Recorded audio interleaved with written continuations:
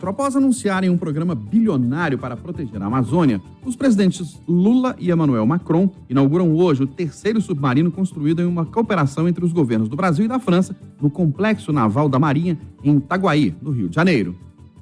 O presidente Lula e o presidente da França, Emmanuel Macron, visitam hoje o Complexo Naval em Itaguaí, na região metropolitana do Rio, onde vão acompanhar o batismo e lançamento ao mar do submarino Toneleiro, construído totalmente no Brasil pelo Programa de Desenvolvimento de Submarinos. A embarcação foi construída numa parceria entre os dois países, com um orçamento estimado em 40 bilhões de reais.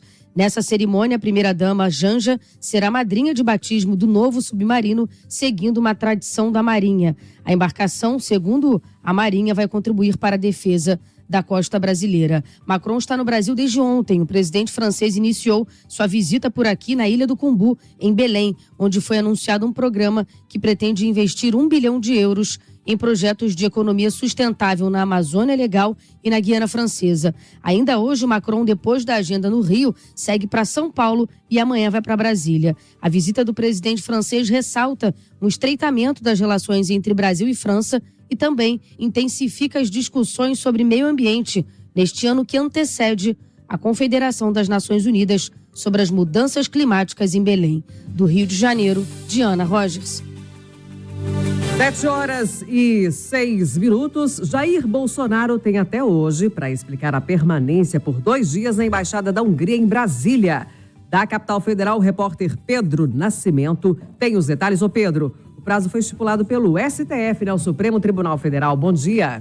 Exatamente. Bom dia para você, Kátia, e bom dia para todo mundo que acompanha a Itatiaia. Prazo esse estabelecido pelo ministro Alexandre de Moraes do STF. Esse caso da embaixada, a gente lembra, ganhou notoriedade na segunda-feira com a divulgação feita pelo jornal norte-americano New York Times de imagens que mostram o ex-presidente Jair Bolsonaro se hospedando por 2 noites na embaixada da Hungria, aqui em Brasília, entre os dias 12 e 14 de fevereiro, 4 dias depois que ele teve o passaporte apreendido pela Polícia Federal. Até a noite dessa terça-feira, a defesa do ex-presidente ainda não havia se manifestado ao Supremo, apesar de já ter divulgado que seria uma explicação sobre o caso.